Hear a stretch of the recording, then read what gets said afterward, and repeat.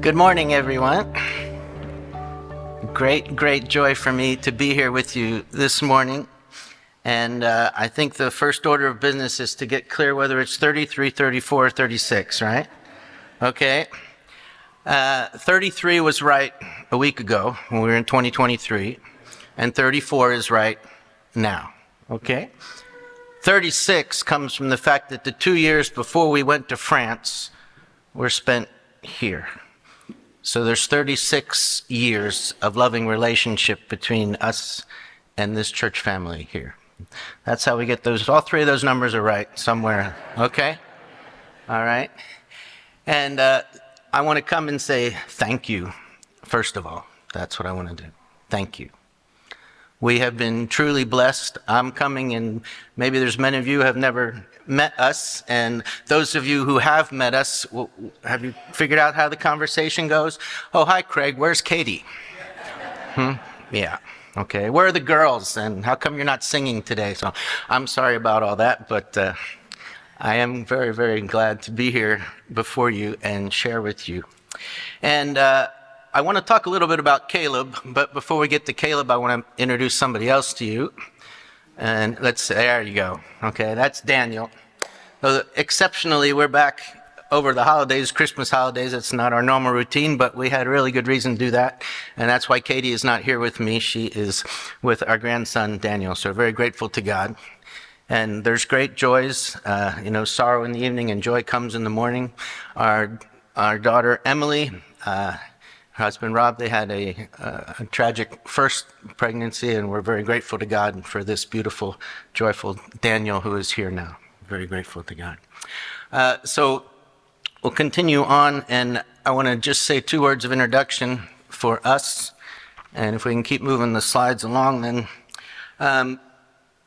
I'm handicapped here without Katie. That's true. But I want to say on her behalf also a thank you, and we're grateful to God for all of you. And we're here today not only to talk about Daniel, but to talk about the things that God's doing in the kingdom in Marseille, and very, very excited about that. And we have a special mission opportunity we'd like to talk to you about this morning. And that's the connection with a certain Caleb that we started with. So Caleb, when he was 40 years old, he was a part of the 12 who went in to explore the land, okay? And when the scripture that was read in Joshua 14 comes 45 years later, when Caleb is 85. Caleb is 85, he goes to Joshua, he says, you remember 45 years ago? I was there. And today, I'm ready to go, okay? So let's go back to Joshua 14, 6 and 7. I was 40 years old, and the flashback takes us to Numbers 13. Okay? The Lord says to Moses, send some men to explore the land of Canaan, which I am giving to the Israelites. God gives us things, and God gave the land to the Israelites. Okay? Don't miss that. Next, verses 17 to 20, Moses said, okay, guys, go out and explore the land. So we got 12 that are going to go out, explore. They go up into the hill country.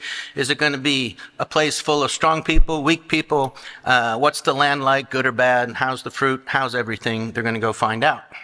And verses 26 to 28, they come back and they give the report. And what's the report say? We'll just stay with what's in yellow. When we went into the land which you sent us, it flows with milk and honey. God gave it to us. It's flowing with milk and honey. Everything's great. But, boy, those people that are there, they're tough. Okay? You know, that goes on in our life all the time. This is an extraordinary opportunity, but I can't believe that God has put this in front of us. But, okay? What's the difference between Caleb and the others? Well, Caleb says, I got a feeling this is not going in the right direction. I don't like the but. Let's stay on target. Let's go up and take possession of the land that God has given to us. We can certainly do it. Verse 31, there's that word again. But. They said, no, we can't attack these people. They're stronger than we are. We cannot do this. Okay? Verses 32 and 33. When we only look at the people and at the problems, we get stuck. We really do. Okay? And something starts happening in our minds. I don't know how our minds are tuned that way, but things just go from bad to worse. Okay? The people are big. Not only are they big, they devour everybody. They're of great size. And we are what? Who are we here? Well, we're like grasshoppers in our own eyes, and we look the same to them. Okay? I don't know if you've ever had that experience. You feel like you're just so small and insignificant and nothing, but you have this amazing gift of telepathy. You're able to project into the other person's brain, and you say, they know that I'm a grasshopper. How do we do that? It's amazing. That's what they do. And we're quickly defeated. Everything on a horizontal. The only guy who's looking up is Caleb, and he says with Joshua, if the Lord is pleased with us, he's the only one who's going to verbalize the Lord in the story. We'll take it. The Lord is with us. He will lead us into the land. He will give us the land. Okay? What's your viewpoint? Horizontal or vertical? Vital, the difference between the two in the way you go forward in your life and your mission. Vital, the difference. Now, Joshua and Caleb didn't get their way. The people did rebel, and it's going to take a generation to turn things around. One of those fun little things. How long did it take the Israelites to get out of Egypt and in the promised land? It didn't take them 40 years. It took them a couple months. But then they made a U-turn and walked away for 40 years. Yeah. Well, we have some images that come to mind when we think about Caleb at 40 years old, ready to go in, and Caleb at 85 years old, after a whole generation's gone by, still hanging in there. And what did we hear about Caleb? He followed the Lord wholeheartedly. That's the one sentence I want to leave with you this morning. Follow the Lord wholeheartedly. When you're 40 years old and full of energy and you can do that, is great. When you're 85 years old, if you continue to follow the Lord wholeheartedly like Caleb did, well, you're still ready to go at 85. Bring it on. Bring it on. Okay? Now, we're in a situation, I'm a grandfather, so that's an exciting change. And God's done something with us over a generation. I walk in here this morning and see you talking about generation and passing them. Wow, awesome, beautiful. And that's what's happening with us. God has led us into a land, France, and he's done some things over a generation, and I want to share a little bit about that with you this morning. So our world, if you can go on to the next one, is a world that is Mediterranean. So Marseille is the entry point into France from all things North African. That's Morocco, Algeria, and Tunisia. And so we'll continue on with the slides. Marseille is two places at once. It's European, it's sitting in France, on French soil, and it's North African. The joke in France is, how's your geography? What's the northernmost African city? The answer, Marseille. Okay? Yeah. And we live in the same thing in our neighborhood. One side of the street, one side of the railroad tracks is culturally Catholic, and the other side culturally Muslim. And right in between, you can go on, is the Chapelle de Fouveau. That's our church. You're looking at it. And we sit in between the two. And if you see those women that are walking by, you get a clear picture that 50% of our neighborhood is North African in Marseille. Now, I went through all that because this project that I want to present to you has a context culturally in our mission in Marseille, and it also has a context over time, like Caleb. God took a generation to prepare us for this project. We went to France to battle the forces of spiritual darkness, and today we're battling AI, but in a different way than you're familiar with. A as in atheism, and I as in Islam. And those are the two elements that are most at work in our neighborhood. And when we bring the love of Christ against atheism and Islam, there's some incredible, amazing things that happen. So for 7 years, we've been praying in pursuit of a dream, a Christian outreach center to bring our missional hub together, and want to tell you a little more about that. 60 years old, and we've been trying to pass it on. One of the things we learned in St. Louis was to pass on what we've learned. And now we're trying to do that in a specific way, kind of a legacy kind of way. We're thinking of those who are going to be there long after we're gone. And God has opened a possibility to us for a thriving center of Christian outreach in the city just 15 minutes from our home. And for us, this is a project of a lifetime. This is, in our little parallel, when we were 30 and went to France full of energy, and now we're 60 and it's not quite the same, but we want to go to battle still. And God has done amazing things. He's prepared for us so much. He has given us so much. One of the greatest gifts he's given us is a bunch of teammates to work with. Now, I don't have time to go into all the names, but just a beautiful, wonderful blessing of people and families and couples that have come to faith and have been a part of our work over a generation. And now, all together, one family, we're ready to go and move forward in this project. I do want to introduce you to a few of them because we've got so many. The teammates that are coming on with the young people, the young adults, the teenagers, the next generation, all that is coming in place. And God has done things over a generation. One of the beautiful examples of that is Khaled. So, Khaled, celebrating New Year's 2000, and I was December 31st, 2001 with his wife Jijiga, Muslim.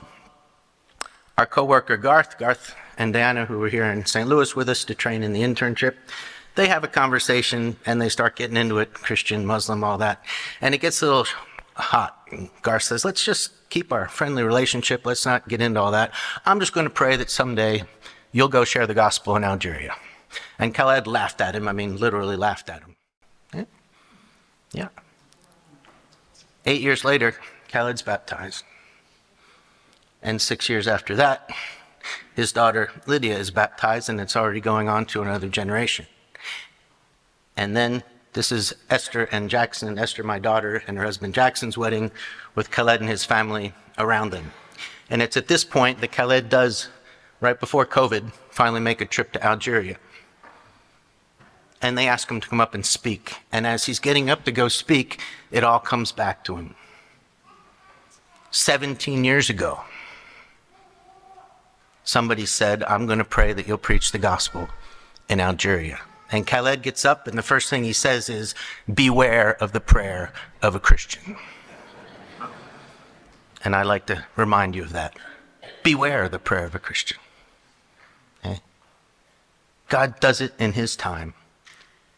And God does it in his time. Now, Khaled, you've seen him baptize somebody behind me. Now you've seen him with an overcoat on. You know, he's from North Africa, cultural thing. He's getting up to preach. And I'm like, no, you don't go preach with your coat on. You know, you take your coat off. Well, no. The coat is on.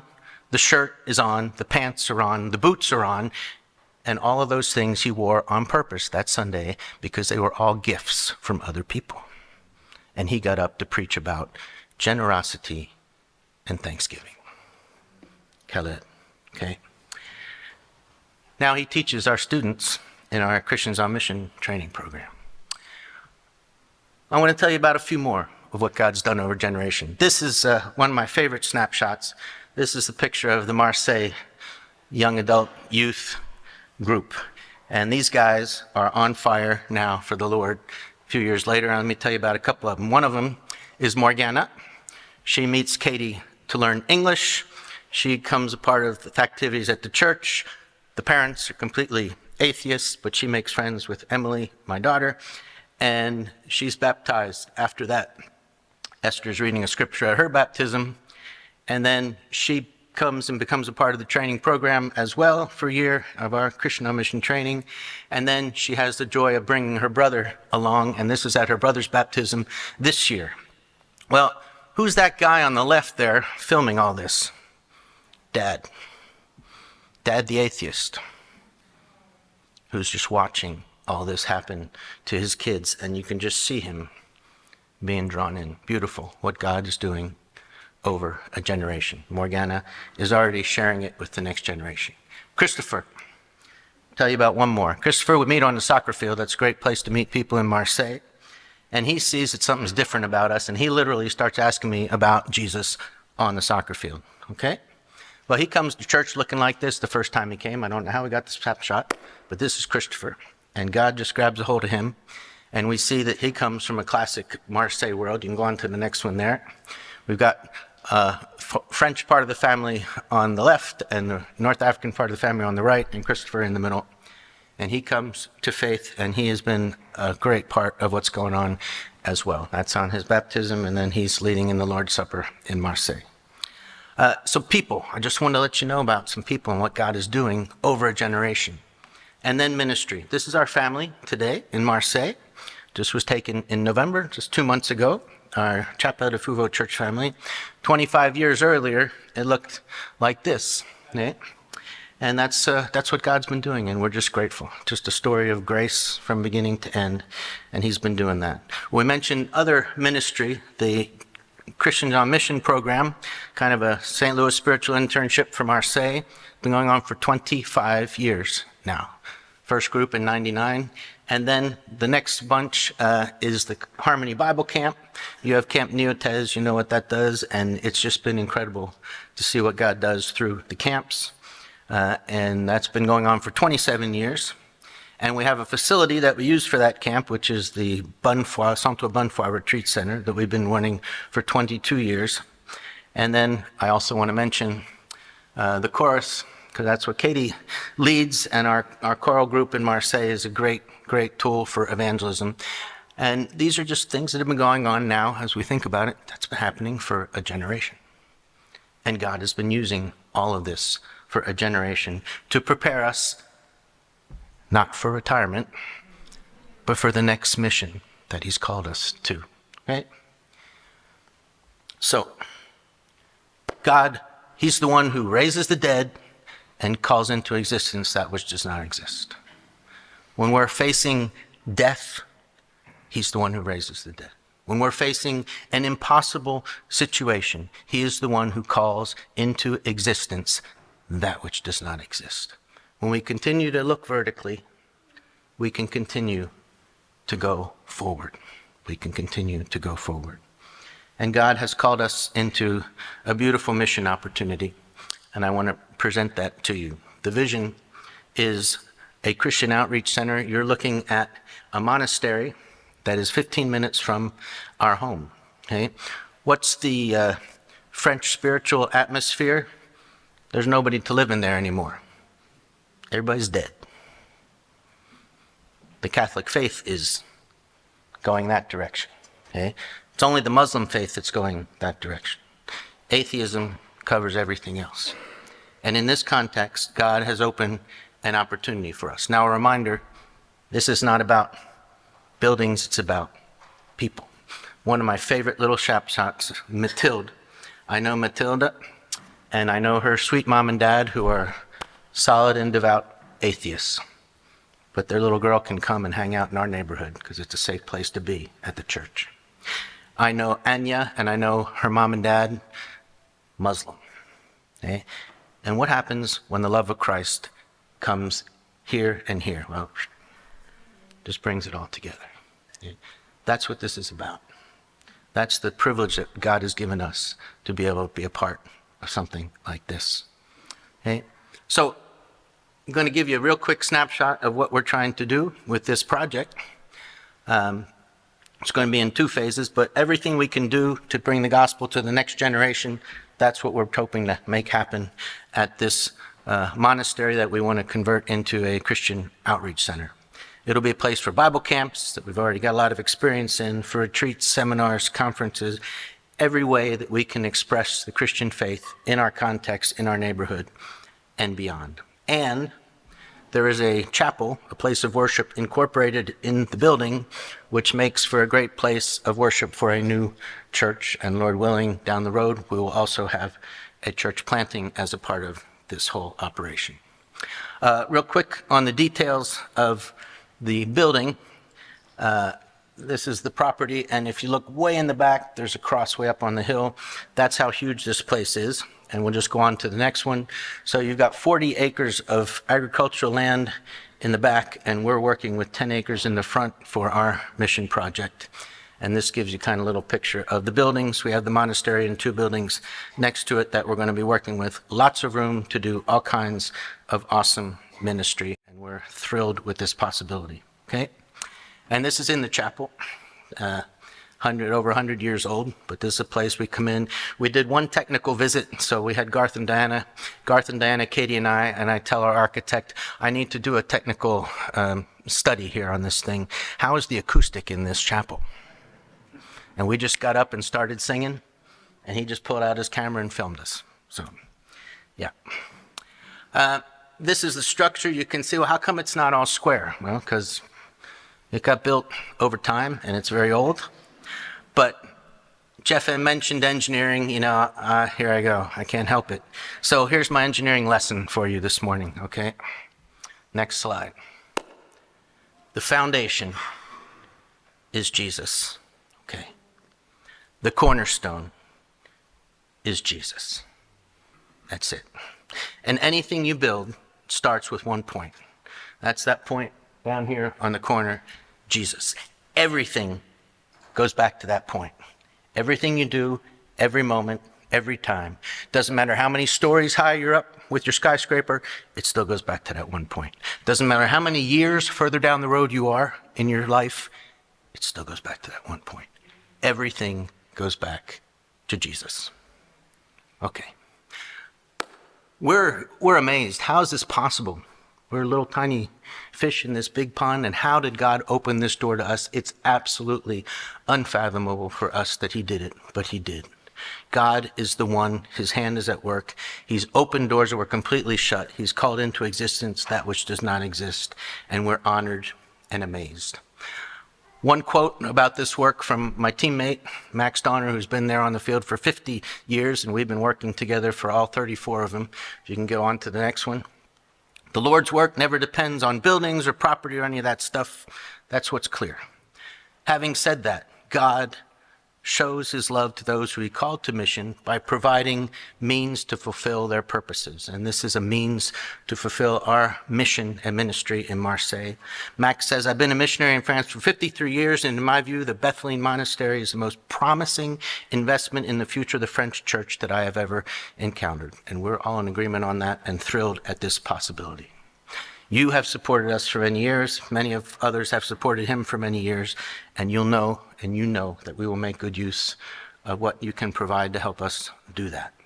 It's a daunting work, but the possibilities are too great to pass it up. We want to take on the challenge.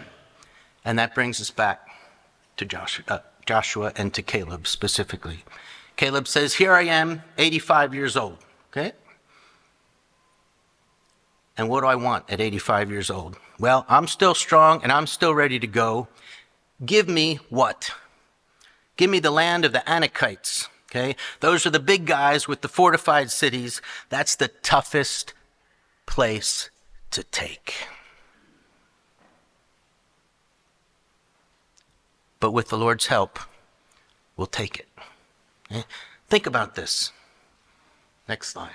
Caleb did not choose the easiest battle. He chose the most difficult one. Follow the Lord your God with all your heart, and he'll give you the toughest battle? Maybe. But there's another way to look at that. Follow the Lord with all your heart, and like Caleb, you will choose the toughest battle. You will choose the toughest battle. The example par excellence, had to put a little French in there, right? Jesus. He chose the toughest battle, the cross for all of us. So maybe you have a tough battle to choose. Choose it. After a generation of following the Lord your God with all your heart, the tough battle is there. For us, this is our tough battle, a daunting task, and we have chosen to take it on. And we want to see it to completion for the kingdom. Okay? Go in and take possession of what God has given us. And I want to encourage you to do the same. I want to encourage you to do the same in your own life, to go in and take possession of what God has called you to take on, however tough that might be. And I want to encourage you to join us and help us very practically, very specifically, as we take on this project of purchasing this monastery and using it for His glory as a center of Christian outreach in Marseille, France. Whatever you do, whatever your challenge, like Caleb, finish well. Keep on all the way to the end. Follow the Lord your God with all your heart. He's prepared you to take on the tough challenges. Don't back down. Take them on. Take them on. Follow the Lord your God with all your heart.